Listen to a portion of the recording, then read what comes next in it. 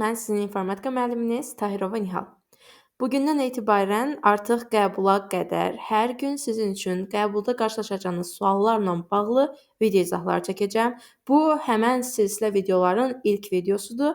Yəni burada gördüyünüz suallardan, hər videoda gördüyünüz suallardan ən azı bir neçə dənəsi sizin imtahanda qarşınıza çıxma ehtimalı olan suallardılar. Çox xahiş edirəm diqqətlə baxın ki, sonra peşmançılıq çəkməyəsiniz ki, həmən videoda həmən bu sual var idi, gərək baxardım.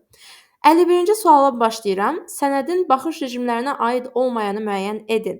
Baxın, ümumiyyətlə PowerPoint-də sənədin 5 baxış rejimi mövcuddur. Həmən o baxış rejimləri bizdə sənədin View lent tabında yerləşir. View lent tabında normal, Outline View, Slide Sorter, Notes Page və Reading View adlanan görünüş rejimlərimiz mövcuddur. Və hansı ki, bu görünüş rejimlərinin içərisində Custom Slides də bir şey yoxdur. O səbəbdən burada sualımızın doğru cavabı olmalıdır Y variantı. İkinci sualda Paint qrafik redaktorunun faylının ad genişlənməsi hansıdır? A variantında Dogicus sənədlər üçün istifadə olunan ad genişlənməsidir.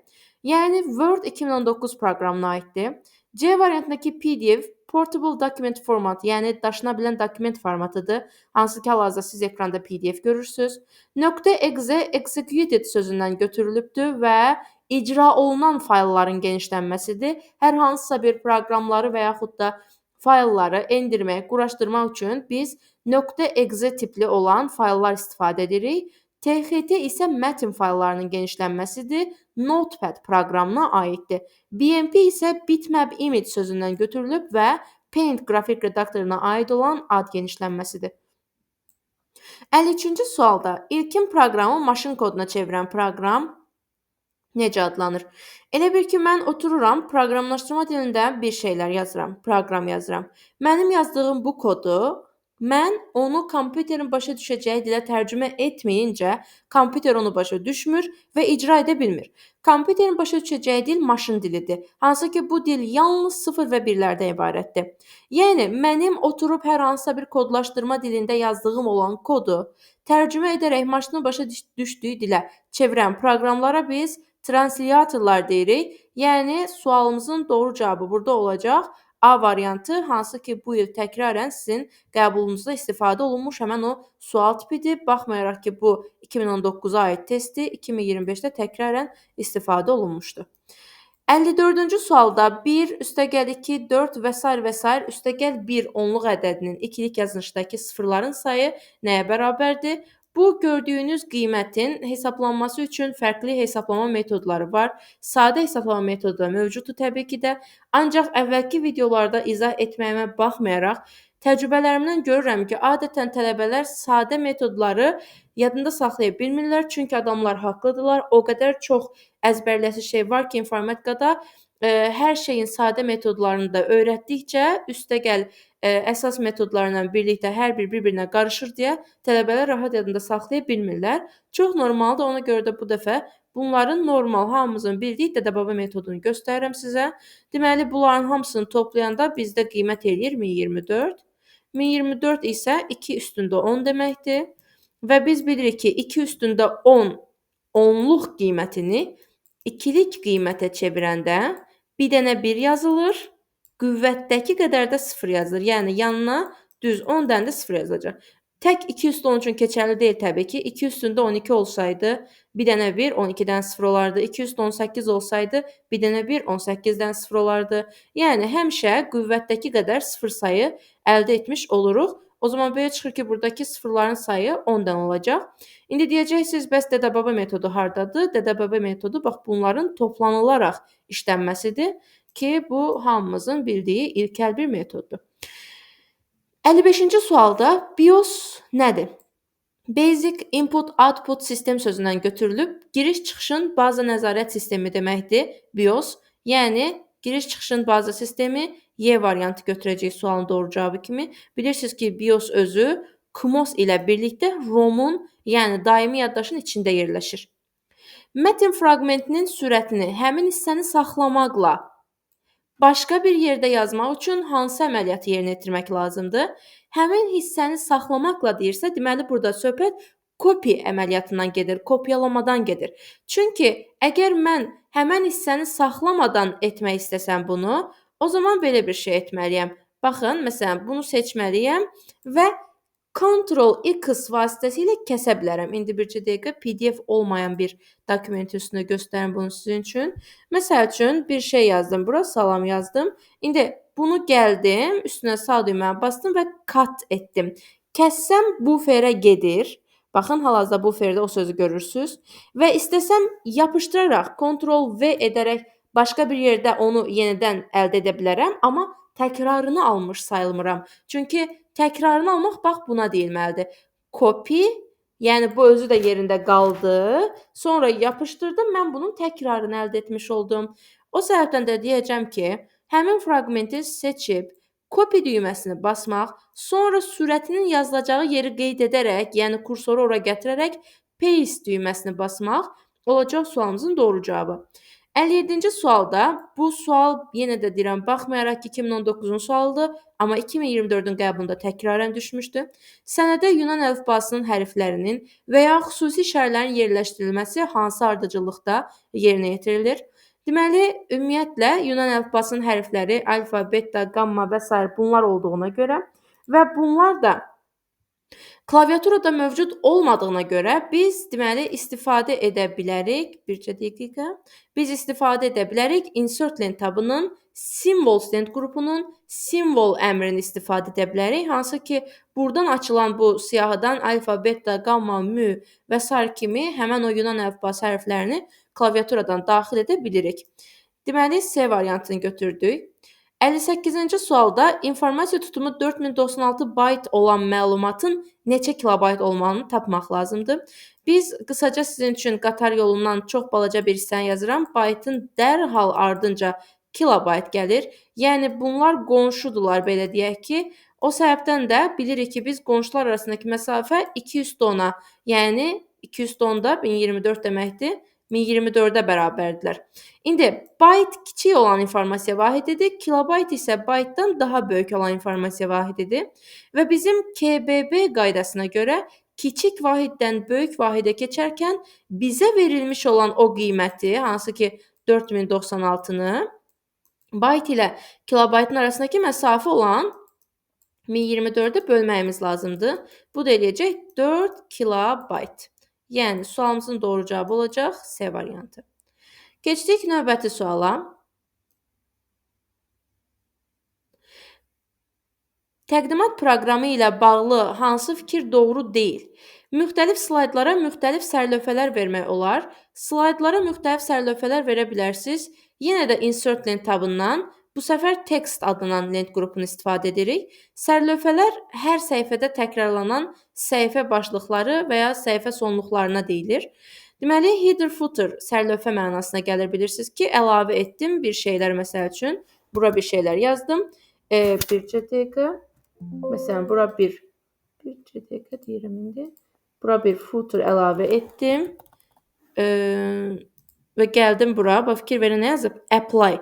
Əgər apply etsəm, nə olacaq? Apply etsəm, sadəcə bir slayda tətbiq olunacaq və növbəti slaydlarda artıq başqa bir şey yazıb, başqa bir şey tətbiq edə biləcəm. Yəni, amma apply to all etsəm, bir yerə yazdığımı hər yerdə təkrarlada da bilərəm. Yəni, Word-də məsəl üçün sizə belə bir seçim verilmir ki, istəyirsən sadəcə bu səhifədə qoy o başlığı, istəyirsən bütün səhifələrdə qoy. Bu Word-də belə bir seçimimiz yoxdur bizim. Deməli, Word-də biz maksimum tək və cüt səhifələr üçün bunu edə bilirdik. Məsəl üçün, bura gəlirdim, yenə də insert lent tabından, header footer adlanan lent qrupundan, məsələn, header əlavə edirdim. Maksimum mənə icazə verirdi ki, ya ilk səhifənin qalan titulları digərindən fərqli olsun, ya da hər tək səhifəyə başqa şey yazılsın, hər cüt səhifəyə başqa şey yazılsın. Yəni, orada hamısına birdən fərqli-fərqli şeylər vermə icazəmiz yoxdur, məsəl üçün. Amma PowerPoint-də var. Deməli, bu düzdür. Bu sual yenə təkrarən deməli bizdə 2024-də təkrar düşmüşdü. Həmçinin daha doğrusu 2025-də təkrar düşmüşdü. B variantında slayda seçilmiş obyektləri ayrıca çap etmək olar. Elə bir şey yoxdur. Slayda seçilmiş obyektlərin ayrıca çap edilməsi demək. Məsələn, slaydın üstündə bir fiqur var, 3 bucaq var deyək ki. O 3 bucağı mən çapa göndərirəm və deyirəm slayd burada qalsın. Slayd qalsın, təkcə üçbucaq çapa getsin. Elə bir şey məntiqsizdir axı. Niyə görə hər hansısa bir təqdimat proqramını belə bir şey üçün istifadə edək ki, məsəl üçün? C variantında bir səhifədə ən çoxu 9 slaydı eyni anda çapa göndərmək olar. Tamamilə doğrudur. Deməli, file length tabına gəldim. Print length deməli əmrinə daxil oluram və burdan görürəm ki, bir dənə səhifə, bir A4 vərəqənin üstündə eyni anda 9 slaydı çapdan çıxartmaq olar, amma 9-dan daha çoxu mümkün deyil. Word-də isə bu say eyni səhifədə çıxarda biləcəyiniz səhifə sayı Word-də isə 16-ya bərabərdir. Yəni bu doğrudur, A variantı da doğrudur. Slaydların nümayişi zamanı gizlədilmə. Deməli, baxın, daxil oluram bura və slideshow lent tabına daxil oluram. Setup adlanan lent qrupundan hide slide etsəm, artıq gizlətdiyim slayd nümayişdə görünməyəcək. Doğrudur. Slaydlara şəkillərə animasiya effektini animation lent tabı vasitəsilə verə bilərsiniz. Ümumiyyətlə, slaydların özünə effekt vermək istəyirsinizsə transition, slaydın üstündəki obyektə ola bilər şəkil, fiqur və s. Bunlara effekt vermək istəyirsinizsə animation lent tabını istifadə etməlisiniz. Control panelin funksiyası nədən ibarətdir? Mən hər dəfə dərslərdə və test izahlarında qeyd edirəm ki, harda sazlanma sözü görsəniz cavabı control panel, harda avto sazlanma sözü görsəniz cavabı plug and play götürməlisiniz.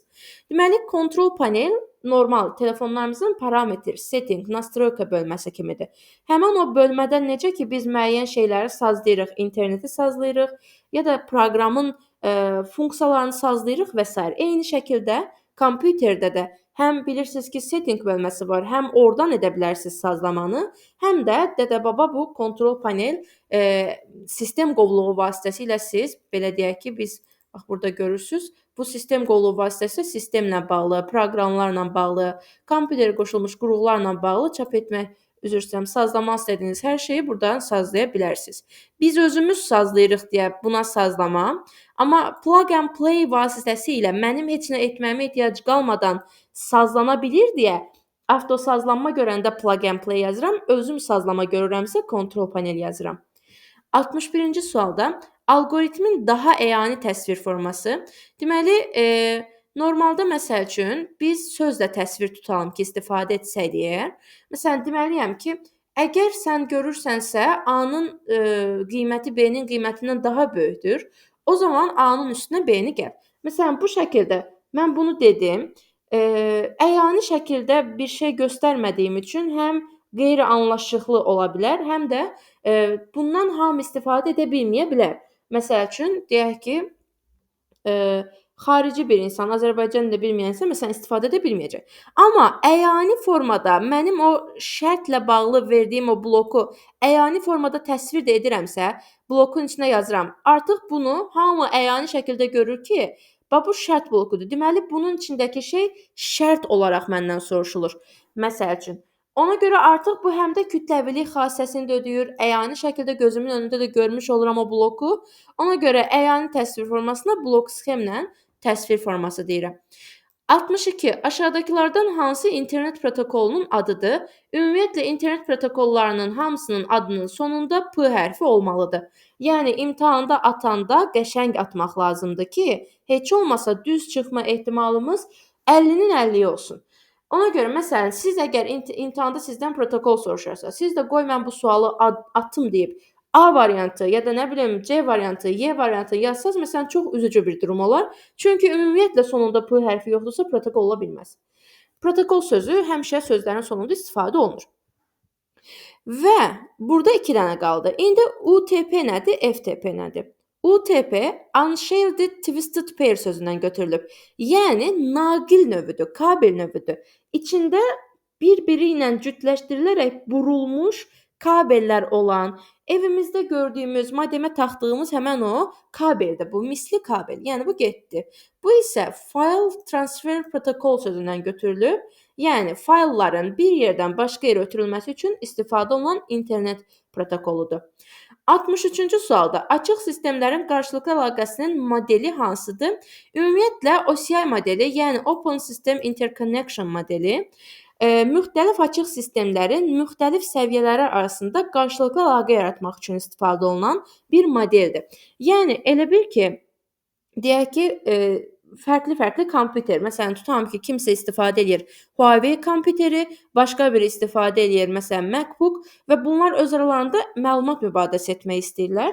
Əgər OCR modeli olmasaydı, bunu edə bilmirdilər. Yəni OCR modeli olmayana qədər bu proses çox çətin proses idi. Amma OCR modelindən sonra artıq müxtəlif açıq sistemlərdə və bilirsiniz ki, OCR modelinin 7 dənə müxtəlif səviyyəsi var. Onun 7 müxtəlif səviyyəsi arasında qarşılıqlı əlaqə yaratmaq üçün biz modeli istifadə edəcəyik. 64-cü sualda dövlət idarəetmə orqanlarının və cəmiyyətin informasiya kommunikasiya texnologiyalarından istifadə etməklə qarşılıqlı əlaqəsinin təmin edilməsi necə adlanır? Biz bilirsiniz ki, bu layihəni elektron hökumət layihəsi adlandırırıq. E-Gov şəklində də internet saytda bilirsiniz ki, e-Govaz şəklindədir. Yəni təbii digərləri də məsələn elektron xidmət ola bilər ki, siz düşünürsüz cavab kimi.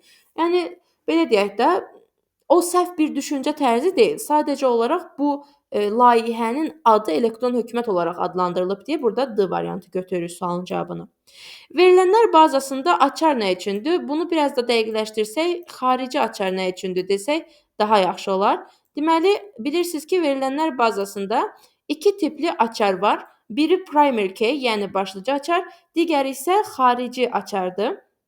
Deməli, başlıca açarın vəzifəsi bir sətir ilə digər sətir arasında bir fərqlilik yaratmaqdır. Yəni, məsələn, Azərbaycan vətəndaşlarının fin kodu açar sahəsidir. Heç bir vətəndaşın fin kodu ilə başqa vətəndaşın fin kodu təkrarlanmır deyə biz eyni verilənlər bazasında yazılsaq belə qarışdırılmırıq bir-birimizə. Adımız, soyadımız eyni olsa da başqası ilə fin koda görə bir-birimizdən fərqlənirik və biz buna primary key deyirik. Amma xarici açar isə iki fərqli verilənlər bazası cədvəli arasında əlaqə yaratmaq üçün istifadə olunur. 2 dənə cədvəl var. Tutalım ki, biri universitetdə təhsil alan tələbələrin ad, soyadları, digəri universitetdə təhsil alan tələbələrin ata adları. 2 fərqli cədvəl var.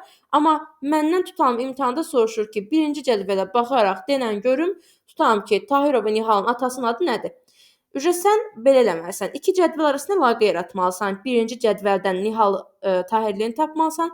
İkinci cədvəldə deməli, həm də birinci cədvəldən Nihal Tahirlinin fin kodunu tapmalısan. Sonra gedib ikinci cədvəldən fin koda uyğun baxmalısan, görün bunun ata adı nədir və s. Yəni bu şəkildə cədvəllər arasında əlaqə yaratmaq istəyirsənsə, xarici açarları istifadə etməlisən. Primary key-yə uyğun da heç bir variant yoxdur. Ona görə mən deyirəm ki, burada sual xarici açar kimi verilməli idi. Klaviaturadan caps lock düyməsinin vəzifəsi nədir? Bir neçə dəfə qəbulda soruşulmuş sualdır bu da. Deməli, caps lock-un vəzifəsi kompüterdə yazdığımız hərfləri böyük-böyük yazmaqdır. Yəni, böyük hərflər rejiminə keçid etmək üçün istifadə edirik. Excel-də aşağıdakı ünvanlardan hansı nisbi ünvandır? Deməli, 3 cür ünvan var bizdə bilirsiniz ki, qarışıq ünvan, mütləq ünvan və nisbi ünvan. Nisbi ünvanda nə sətrin qarşısında dollar olmur, nə sütunun qarşısında dollar olmur. Bilirsiniz ki, sütunlar hərflərlə, sətirlər də rəqəmlərlə göstərilirlər. Yəni, C variantı nisbi ünvandır. Bu variantı qarışıq ünvandır. Yəni, ikisindən sadəcə birinin qarşısında dollar işarəsi varsa, bu qarışıq ünvandır. Həmçinin də D variantı da qarışıq ünvandır. Çünki burada sadəcə sütunun qarşısında, burada isə sadəcə sətrin qarşısında dollar işarəsi var. Y variantı da həm sütunun, həm sətrin qarşısında dollar işarəsi olduğu üçün mütləq ünvandır. A variantı isə ümumiyyətlə səhvdir, çünki sətir verilməyib, heç bir rəqəm verilməyib. Bir şeylər verilsəydi, bunu da mütləq ünvan kimi götürə bilərdiniz. Elektron cədvəlin C11 xanasında göstərilən düsturu C12 xanasına köçürsək, buranın nəticəsi nə olacaq? C11 xanasına göstərilən düstur bu düsturdur. Bilirik ki, düsturların köçürülməsi zamanı ilk öncə hardan hara gəldiyimizi yazmaq lazımdır. C11-dən C12-yə gələndə fikir verirəm ki, sütunda heç bir dəyişiklik yoxdur. Yəni, əgər burada yoxdursa sütunda dəyişikliyim, o zaman buranın da hərflərini dəyişməməliyəm. Burada yoxdursa, burada da olmamalıdır. Sətirlər üzrə isə sadəcə üstəgəl bir vahid dəyişiklik var. O zaman mən buradakı sətirləri sadəcə bir vahid dəyişəcəm. O zaman B12 çevrilir olur B13. Çıxılsın. A-ya dəyə bilmərik təbii ki də. Zaten sütunda heç bir dəyişiklik yox idi deyə dəyə bilmirik. Burada isə 11-ə də dəyə bilməyəcəm, çünki qarşısında dollar var. Qarşısında dollar olana, pulu olana dəymək olmaz. 11 elə olduğu kimi də qalır. İndi 2 dənə düstur aldım. Bu ikisini tapacağam. Sonra da yekunda buranı hesablayacağam. B12-dən A11 çıxıram. Yəni 5-dən 3 çıxıram. Qalır buranın cavabı 2. Sonra B13-dən A11 çıxıram. Yəni 4-dən 3 çıxıram. Buranın da cavabı qalır 1. Yekunda da C11 ilə C12-ni toplayıram. Buranın cavabı eləyir 3. D variantı. 69-da insert lent tabının text lent qrupundakı object siyahısından text from file əmri nə üçün istifadə olunur? Deməli, tərcümədən tələbələr mətndən hər hansısa bir fayl, daha doğrusu fayldan hər hansısa bir mətn kimi tərcüməsi olduğuna görə elə başa düşürlər ki, fayldan müəyyən bir mətni ancaq gətirib yerləşdirməyinizə icazə verir. Əziz tələbələr, əgər belə bir şey istəyirsinizsə, gedib həmən faylı açıb, istədiyiniz yeri kopyalayıb gətirib mətninizdə yapışdıra bilərsiniz. Bundan ötürü sizin üçün text from file nəzərdə tutulmayıb. Text from file-ın vəzifəsi sizə lazım olan sənədi bütövlükdə gətirib yerləşdirməkdir. Yəni, tutalım ki, Azərbaycan haqqında sənəd yazmısınız, gəlib çatmısınız Bakı şəhər hissəsinə. Düşünürsünüz ki, mən onsuz da əvvəlcədən Bakı şəhər haqqında yazmışdım. Qoy gedim insert lent tabının text from file-ını istifadə edərək Bakı sənədini ümumilikdə, bütövlükdə gətirib sənədimə əlavə edeyim. Yəni 100 səhifədirsə 100 də əlavə olunacaq, sadəcə bir hissəsi yox. O zaman deyəcəm ki, cari sənədə lazımi faylı yerləşdirmək. Yəni məcbur deyil əlaqəsi olan. Yəni əsas odur mənə bu lazımdır da. Yəni hansı lazımdırsa, hansı fayl onu gətirib qoya bilərəm. Seçim tamamilə özümə məxsusdur. Ona görə də D variantını götürürəm. Neyman arxitekturalı hər bir kompüter 2 hissədən ibarət əziz tələbələr, mərkəzi hissə və periferiya hissəsi. Y variantıdır burada sualımızın doğru cavabı. Start menüsünü hansı üsullarla açmaq olar? Mən düşünürəm bu təkrarən bu il qəbulunuza düşəcək. Çünki bu il düşmüşdü ki, kontekst menüsünü necə açmaq olar? Birinci şansda düşmüşdü bu şəkildə. İkinci şansda da ola bilsin ki, bu sual düşdü sizə. Deməli, start menüsünü bir Ctrl Escape vasitəsilə aça bilərsiniz. Klaviaturadan Ctrl və Escape ikisini birlikdə kliklədiyiniz zaman, deməli, baxın gördüyünüz kimi start menüsünü açırsınız. İkinci metodunuz klaviaturadan Win düyməsini klikləməkdir. Bunun vasitəsilə də aça bilərsiniz. Üçüncü metodun isə taskbarın üzərindəki Windows işarəsini klikləməkdir. Bu şəkildə də aça bilərsiniz. Deməli, 1 olacaq cavabım. Hardadır o birisi? Klaviaturadan Win düyməsini basmaq və Start menüsündəki hardadır? Start menüsünün üzərində sol düyməni basmaq, sağ düyməni basmaq həmişə kontekst menüsünü açır. Yəni menünün özünü yox, özünə məxsus kontekst menüsünü. Məsələn, bax sağ düyməni basıram bunun üstündə. Görürsünüz, bax. Bu kontekst menüsüdür. Sol düymə ona görə də deyəcəyik. Deməli, burada sualımız nə oldu? 1, 3 və 4. Keçdik 72-ci suala. Bizə bu cədvəldən fənni fizika olan və ili 1960-dan böyük bərabər olan sətirlərin sayını ödəyən şeyləri tapmağımızı istəyir. Baxın, əziz tələbələr, ortada və verilibdirsə, mütləq həm bu şərt ödənməlidir, həm bu şərt ödənməlidir. Yəni, ikisindən sadəcə biri fizikadırmı götürüm, il 1960-dırmı qoy onu da götürüm. Yəni, ikisindən sadəcə birinin ödənməsi sizə bəs etmir. Mütləq ikisi ödənməlidir. Amma əgər ortada or olsaydı, burada or olsaydı, onda sadəcə bu ödənsə də bəs olardı, sadəcə bu ödənsə də bəs olardı. Yəni, or bilirik ki, biz ona gəlin, yəni üz yola gözəl funksiya deyirik və ya da qaynana funksiyası deyirik. Belə çox bir qəddardır, yəni dedikdir, ikisi də olmalıdır deyir. İndi, gəldik, fizika ödənir, il 1960-dan böyükdürmü ödənir, ikisi də ödənirsə götürdüm. Düşdüm aşağı, təəssüf ki, fən ödənmir, getdi. 5-ci də fən ödənmir, getdi. 6-cı da fən ödənmir, getdi. 7-ci də fizika ödənir. İli də 1960-dan böyük bərabər şərt ödənir, götürdüm. Burada fən ödənmir, getdi. 9-cu da fən ödənir, həm də il 1960-dan böyükdür söhbətə ödənir. 10-cu da fən ödənir, həm də il 1960-dan böyük bərabərlik halı da olduğuna görə Bunu da götürürəm. 10-cunu da götürürəm yəni. Sonra digərlərində fən ödənmir, fən ödənmir.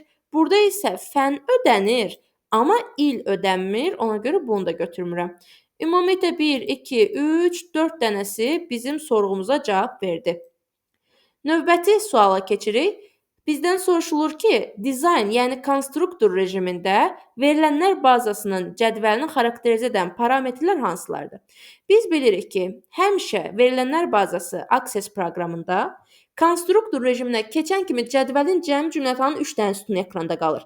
Həmən sütunlardan birincisi olacaq description, ikincisi olaraq data type, verilənlərin tipi, üçüncüsü olacaq field name, sütunun adı. Deməli, sütunun adı, verilənin tipi və onun təsviri, cəmi cümlətanı 3 sütun qalır verilənlər bazasının deməli dizayn rejimində. 74-cü suala keçid aldıq. Sənəddə 30 səhifə var. Şəkildəki kimi, yəni bu screenshotda gördüyünüz kimi əgər çapa versək bu sənədimizi, bizə sənədin çap edilməsi üçün neçə dənə A4 vərəqi lazım olacaq, onu soruşur. Fikir verirəm ki, sənəddə cəmi 30 dənə səhifə var, amma bu 30 səhifənin içindən seçilmiş səhifələr çapa göndərilir. Sonra screenshota baxıram. Biz bilirik ki, print məsələlərində ən birinci bu hissəyə, ikinci olaraq bu hissəyə, üçüncü olaraq bu hissəyə, dördüncü olaraq bu hissəyə baxmaq lazımdır. Təbii ki, əgər neçə A4 vərəqi sualından söhbət gedirsə, indi mən baxıram ki, tamam, bu səhifələri çapa göndərir, amma screenshotda gözümə bir şey sataşır. Yazıb even page only. Yəni, sadəcə cüt səhifələr, yəni bu seçilmişlərin içindən belə yenə də bir şeylər seçəcəm. Sadəcə cütləri. 1 ilə 7 aralıqdır görürsünüz ki, tray aralıq deməkdir. 1 ilə 7 aralığından nələr çapa gedirlər? 2, 4, 6. 12 ilə 17 aralığından 12, 14, 16.